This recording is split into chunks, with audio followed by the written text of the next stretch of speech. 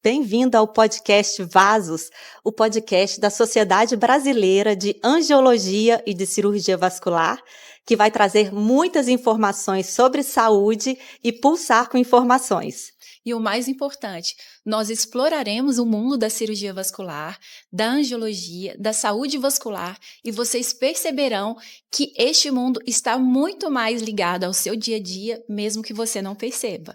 Eu sou Juliana Vieira, sou médica angiologista. Eu sou Fernanda Federico, sou cirurgiã vascular. E hoje nós vamos conversar com uma convidada muito especial, lindíssima, que cuida muito da sua saúde, que já foi Miss, ela é de Maringá, ela usa salto durante o trabalho, então é uma questão cheia de dúvidas. E ela vai falar um pouquinho sobre o universo da beleza conosco. A nossa convidada é a Lai Barrienuevo, ela é assistente de palco da Hora do Faro e é de Maringá. Gente, Seja muito bem-vinda, Lai. Obrigada. Seja bem-vinda, Lai. Obrigada, estou muito feliz e honrada de estar aqui, podendo falar um pouquinho do meu universo e trazendo, na verdade, para o universo que a gente fale de saúde, né? Obrigada pelo convite. Lai, a gente sempre te acompanha nas redes e vê que você tem um grande cuidado com a saúde no geral. Fala um pouquinho pra gente como são esses seus cuidados, o que você faz, o que já está na sua rotina. Vamos lá, eu iniciei, na verdade, minha carreira com 7 anos de idade. Então, é um longo caminho. Hoje eu tenho 33 anos, então é um longo caminho que a gente tem que realmente entender e saber como prolongar essa vida, né, na área da beleza. Então, atualmente eu sou assistente de palco do Rodrigo Faro, da Hora do Faro, e a gente fica muito tempo em pé. Então, isso é algo até que a gente estava comentando um pouquinho antes, que, meu Deus, tem hora que eu falo assim, eu não vou aguentar. Não, mas a gente aguenta porque somos mulheres fortes e a gente aguenta ali de salto. Mesmo. Mas para aguentar essa rotina, a gente tem que ter todo um cuidado, né? Isso. Então, Lai, conte pra gente como que é o seu dia a dia, como é a sua rotina de cuidados com o seu corpo, com a sua saúde, de exercícios físicos. Isso, nós mulheres adoramos saber essas dicas, hein? Exatamente. Hoje em dia, né, a medicina estética, ela tá aí para também nos auxiliar. Então, fora a atividade física, que tem que ser algo constante ali na nossa vida, por mais que hoje em dia eu não vá frequentemente, mas pelo menos ali umas 3 vezes na semana, a gente tem que ser assídua. Fora isso, a medicina estética nos ajuda muito, com massagens, drenagens, porque eu não sei, agora falando, né, como leiga e vocês como médicas, mas tem essa retenção de líquido também, ficar muito em pé, não tem? Sim, quando a gente fica muito tempo em pé, como que funciona? As veias, elas levam o sangue dos pés para o coração. Uhum. Então, quando Contra a força da gravidade, né? Contra a força da gravidade. Então, quanto mais tempo ficamos em pé, mais tempo as nossas veias terão que trabalhar contra a ação da gravidade. Uhum.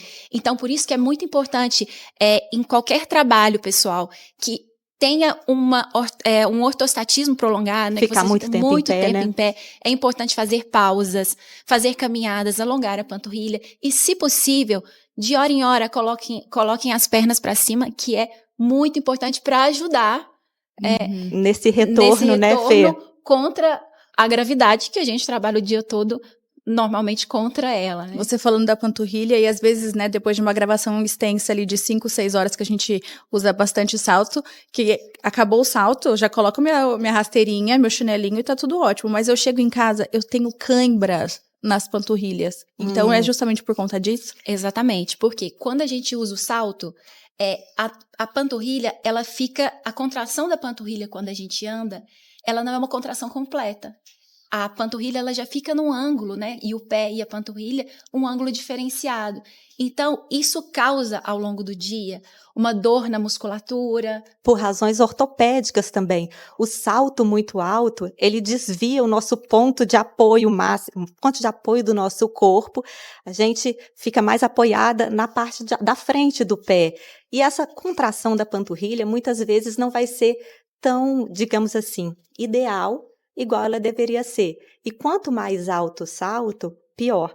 Qual geralmente a altura do seu salto? Mais de 10 centímetros, né? Por aí, 12, 13, depende. E por isso também, a gente fala muito do coração periférico, da importância da panturrilha. Então, a musculação, o trabalho de força, é muito importante. É muito importante, porque quando a panturrilha é contraída, ela ajuda o sangue a ir para o coração. Eu falo que é um empurrãozinho nas veias para que o sangue circule melhor. Então, a gente sempre fala, então eu não posso mais usar salto. De forma alguma, Não. você pode usar o salto, você deve usar o salto. Se quer continuar a ser elegante, Exatamente. Nós mulheres gostamos disso, dessa elegância do salto, da postura da gente fica mais bonita. Elegante.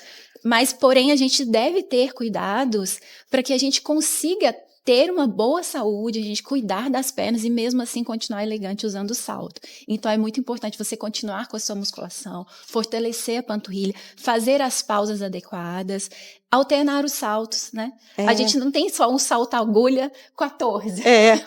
Tem o salto, né, quadrado, você pode diminuir, não precisa ser de 10, 12, 15 centímetros. Um salto de vez no dia, mas nos outros dias que não está no programa, tentar usar um salto de uma outra altura também, que é bom. E alongar bastante a nossa panturrilha. Às vezes, puxar o pé, quando a gente abaixa, puxa o pé um pouquinho, é um exercício que ajuda também a aliviar essas dores. Alongar também e massagear a musculatura da planta do pé. Às vezes, no final de dia, cansado, né? É legal colocar um calorzinho, uma água morna que ajuda também a relaxar. Existem alguns cremes também que nós vasculares prescrevemos que ajudam também. Dão essa sensação de pernas mais leves depois de um dia tão intenso. A gente quer anotar tudo isso daí.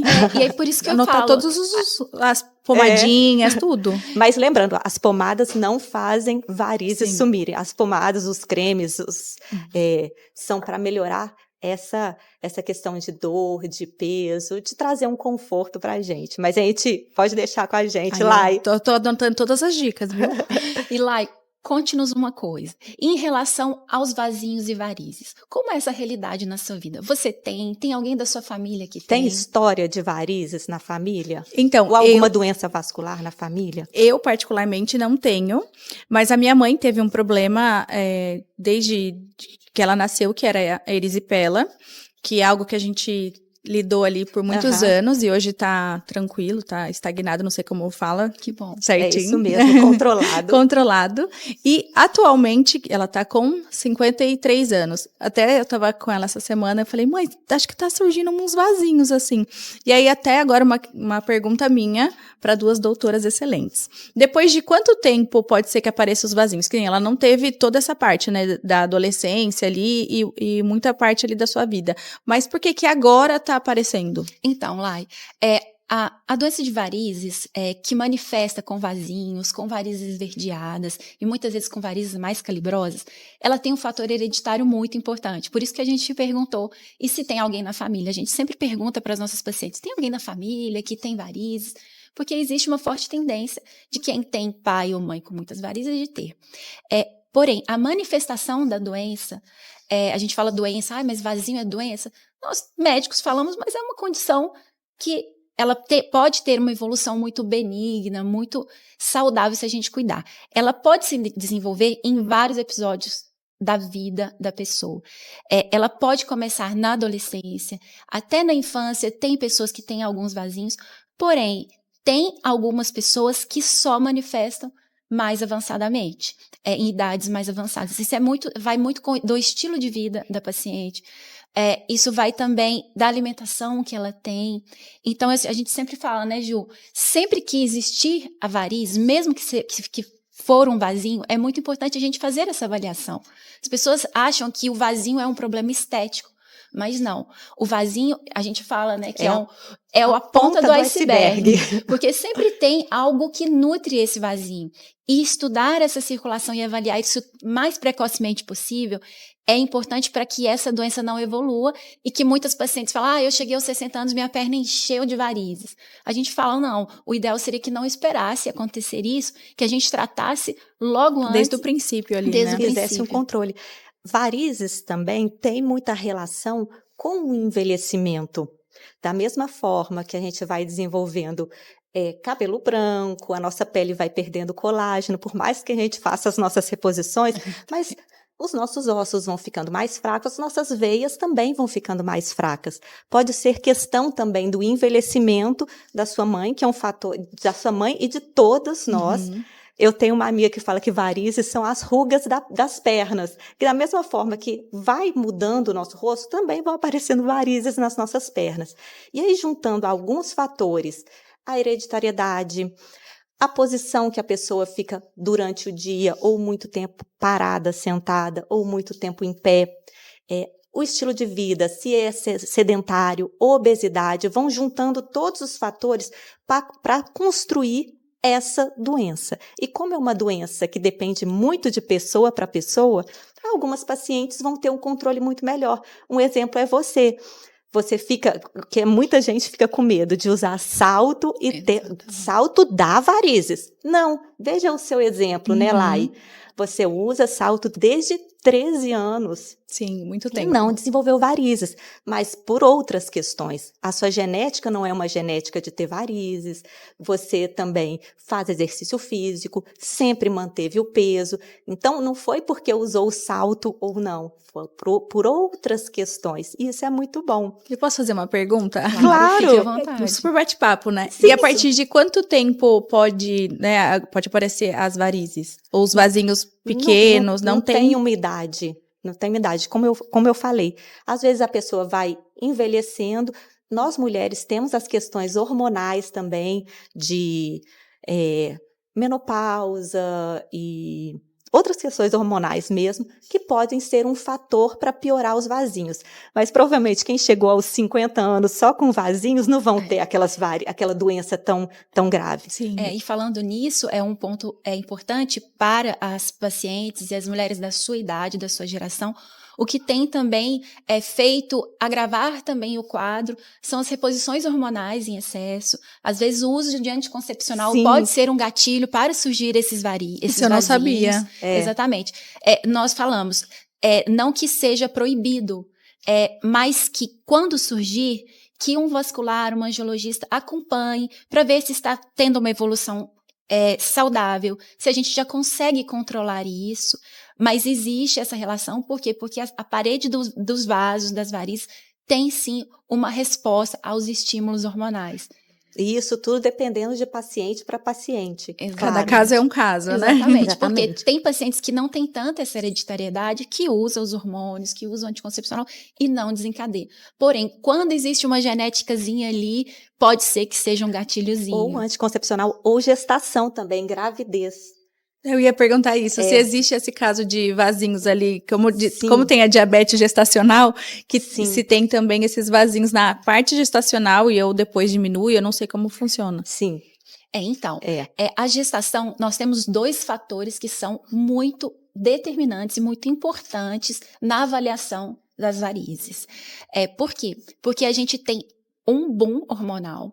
A progesterona chega a 100 mil de progesterona. A progesterona é um dos hormônios femininos. Um dos hormônios que é o hormônio da gestação, né? Que é progesterona, progestação. Então, é um hormônio que ele fica muito...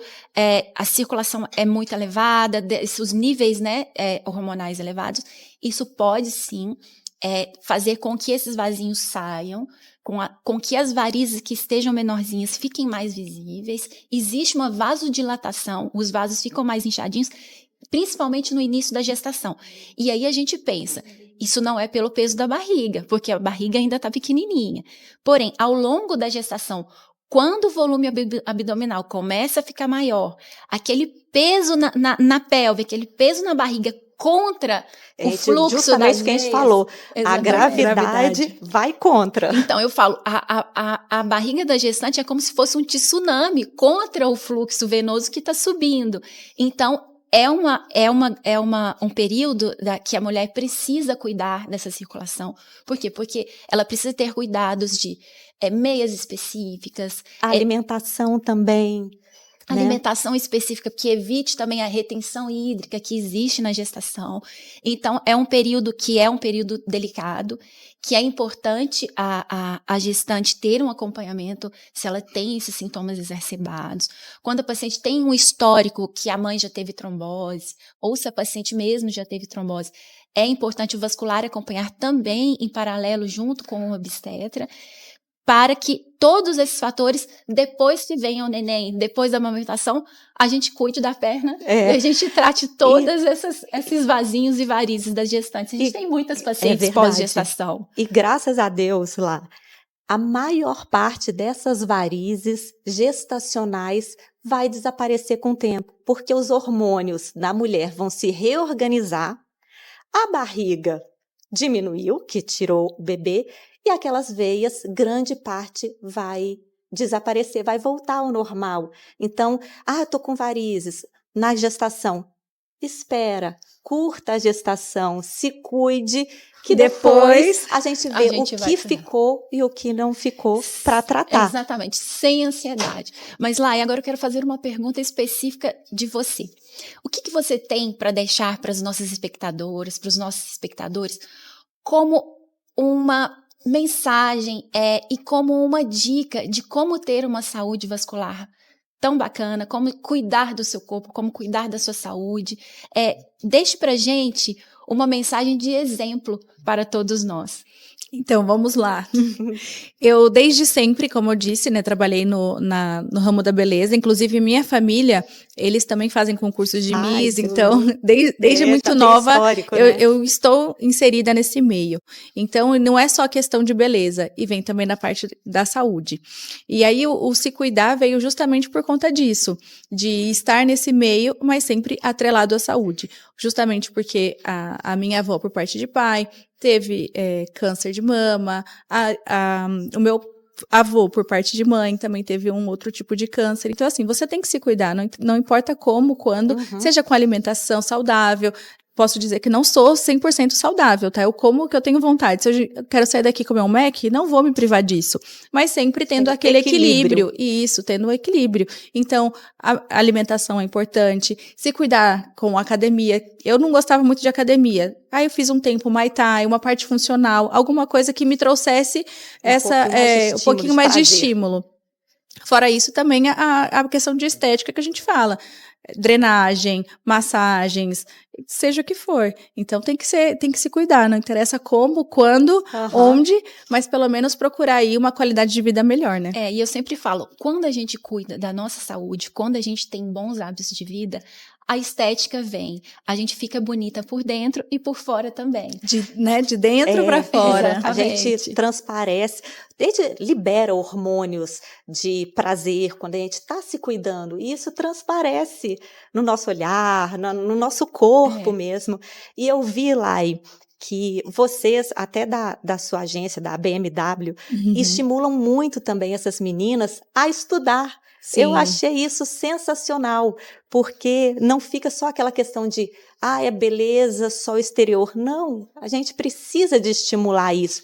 Quer ser Miss, quer ser modelo, mas também não deixe de estudar, né? A gente sempre fala, é uma beleza ali com propósito, na verdade. Não adianta ser só mais um rostinho bonito. Ainda mais atualmente, antigamente era, né? A Miss tem que ser linda, perfeita e maravilhosa. E não, hoje ela tem que deixar uma mensagem. Então, por isso que a BMW Eventos, que é a nossa empresa, todas as misses que passaram pela nossa mão, que ganharam tanto Miss Maringá, Paraná e até outros concursos que a gente faz a nível nacional, que manda, né, meninas para o internacional, todas elas ganham uma bolsa de estudos da Unicesumar, que é a Faculdade de Maringá, justamente por isso, para incentivar para que elas tenham algo a mais, um propósito de vida a mais, e não ser só mais um rostinho bonito. Isso é muito importante, isso é né? muito importante. Por quê? Porque o estudo é o passaporte de autonomia, de liberdade da mulher, né? Para ela conseguir, né, ser quem ela quer, da forma que ela quiser. Isso quando a gente estuda e tem alguma coisa, isso ninguém tira, o saber ninguém tira da gente. E hoje em dia a gente tem misses aí que são médicas, que são enfermeiras, que são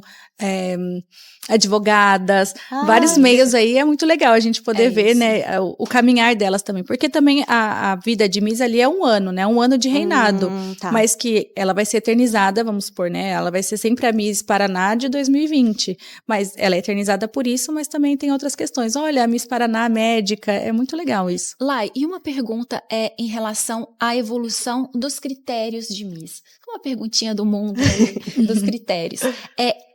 A gente sabe que antigamente tinha um controle e uns critérios muito rigorosos em relação ao peso, em relação às intervenções estéticas, que a paciente não poderia ter cirurgia plástica, ela não poderia não podia ser nem casada, né? Exatamente. A paciente não poderia... a mulher, a candidata, ela não poderia ter certos critérios de corporais que, a meu ver, eu não acompanho tanto, mas acompanho um pouco, esses critérios têm sido mais flexibilizados atualmente. Conta pra gente como é que foi essa evolução, se isso tem sido benéfico para a mulher não ficar tanto escravo daqueles critérios tão rigorosos. Como que tem sido? Então, antigamente muito se falava, né? A mulher tinha que ter 90, 60, 90. Sim, inclusive, exatamente. a Marta Rocha, ela perdeu o que dizem, né? O Miss Universo por conta de 2 polegadas. Terrível. Isso era de antigamente. Mas o que muita gente gosta de enfatizar é justamente isso, que a mulher hoje em dia, antes ela tinha que ser bela. Hoje em dia não. Hoje ela tem que ter um propósito a mais. Ela tem que estar num lugar que ela consiga conversar de igual para igual. Hoje em dia é se falado que tem que ter uma segunda língua, que é o caso inglês, porque ela tem que falar um pouco do seu país, um pouco da sua comunidade para o mundo. E aí você falou mesmo da questão de casada. Existem diversas versões, né, que a gente fala. Tem o Miss Universo, tem o Miss Mundo, tem o Miss Turismo World, que é na China, que esse é um dos concursos que a gente leva candidatas também, da nossa empresa, que leva candidatas para a China. Então, cada versão tem os seus critérios. O único que abriu atualmente, há um ano atrás, é justamente o Miss Universo, que pode ser casada, pode ser divorciada, pode ter filhos, pode ser trans. Então, essa foi a única versão que mudou realmente os seus padrões. O restante ainda, o que eles mudam mais é a questão de idade, que antes era dos 18 a 20, 18 a 25, e hoje em dia tem alguns que vão até 28 anos. E aí, mas mudou nessa questão, essa parte de idades, essas coisas assim. Em relação a corpo, Sim. Justamente a gente fala que tem que ter uma harmonização. Não que seja hoje em dia 90, 60, 90. Eu, Laine, particularmente, eu acho que ela tem que ser bela, bonita, que chame a atenção e que consiga passar a mensagem, seja da sua cidade, estado ou país. Não que necessariamente precisa ter... Seguir alguns padrões, isso, né? Como era antigamente impostos, né? Então, eu creio que é mais essa questão. Antes também, Misses tinham que ser acima de 1,70, acima sim, de... tinha né? isso. Tinha tudo isso. Exatamente. E nós tivemos Misses Universo com 1,65. Então, na verdade, a questão é justamente isso. É você conseguir, com a sua beleza, passar uma mensagem para o outro. E poder, que a gente fala, né? Às vezes levar a beleza onde ela não tem. Que a gente, né, as misses vão em algumas comunidades, vão à África, vão em alguns lugares que não tenham, mas que a sua beleza é ouvida, que aonde ela está, ela consegue trazer jornalistas, consegue trazer a atenção da mídia. Isso é muito bacana, porque hoje olham-se a mulher que é bela, mas é que ela transmite e ela é completa de dentro para fora. Isso. Exatamente, valorizar que mulheres bonitas têm conteúdo, são inteligentes, passam uma mensagem, que fica aquela coisa, é bonito. É bonitinho, rostinho bonito, né? Antes só falava isso. Não consegue nem Exatamente. terminar uma frase, não consegue ser articulada. Então, é muito importante. Vocês estão aí representando o nosso universo Nós tivemos, feminino. Só te cortando rapidinho, uma Miss Paraná, eu não lembro o ano que a Alessandra foi, que hoje em dia ela é a doutora Alessandra Bernardi. Ela com 17 anos passou em 6 faculdades federais. Aí todo mundo, quando eu colocava, né, a Miss Paraná, ela cursa medicina e todo mundo, nossa, como consegue? Gente, ela pode ser quem ela quiser, ela pode fazer o que ela quiser. Exatamente. E hoje é uma dermatologista maravilhosa, ela é de Curitiba, a doutora Alessandra Bernardi, e vai ser eternamente nossa Miss Paraná. Ah, que legal. É Olha, isso. a nossa conversa tá maravilhosa, a gente continuaria aqui, mas a gente precisa de terminar. Nós precisamos. Para terminar, nós gostaríamos que você indicasse um filme bacana que você tenha visto e que tenha uma mensagem legal para nossos espectadores. Então, é que eu falo assim, para que motive bastante, eu sempre falo do filme do Will Smith, aquele A Busca pela Felicidade. Sim, é maravilhoso. É arrepiante. Ele é maravilhoso e eu falo porque eu saí de Maringá, não conhecia ninguém em São Paulo, então eu tô em São Paulo há 6 anos, eu não conhecia nada nem ninguém, e olha onde eu tô hoje em dia, que é na Rede Record de Televisão e também na TV Unicesumar, que eu faço um programa lá também. Então, é muito legal você conseguir, né, superar seus obstáculos, seus medos e chegar onde a gente chegou. Parabéns Parabéns por ser essa mulher mesmo. linda por dentro e por fora, por ser completa. Que E é conhecer um mais ainda, a gente só via na televisão, aquela mulher sempre divertida, sempre super espontânea, alto astral, mas também uma pessoa super agradável de conversar. Muito obrigada mesmo. Tem uma história muito bacana. Parabéns. Obrigada mais uma vez pelo convite. E eu queria não esquecer de pedir para você deixar o seu @, sua rede social, onde a gente pode entrar em contato com você. O meu Instagram é @laibairronoevo. Acho que eles vão deixar aqui depois certinho para que vocês entrem lá e comentem. E a gente vai aí trocando experiências. Isso mesmo. Então, pessoal, nós estamos encerrando agora mais um episódio do podcast Vasos, que é o nosso programa da Sociedade Brasileira de Angiologia e Cirurgia Vascular, que pulsa com informação, que nosso objetivo é levar cada vez mais a informação da saúde vascular para as pessoas. Muito obrigada pela sua presença, foi um prazer enorme tê-la contigo. E não esqueça, pessoal, se você gostou, dê like, indique o nosso programa para os seus colegas, para os seus amigos. Foi um prazer tê-los conosco todos aqui. E não esqueça também de seguir a nossa Sociedade de Angiologia e Cirurgia Vascular nas redes sociais. Se tiver alguma dúvida, quiser falar sobre algum tema, sobre saúde vascular, sobre bem-estar, pode mandar aqui a sugestão para a gente. Indique o nosso podcast e até o próximo episódio. Até, pessoal. Tchau, tchau.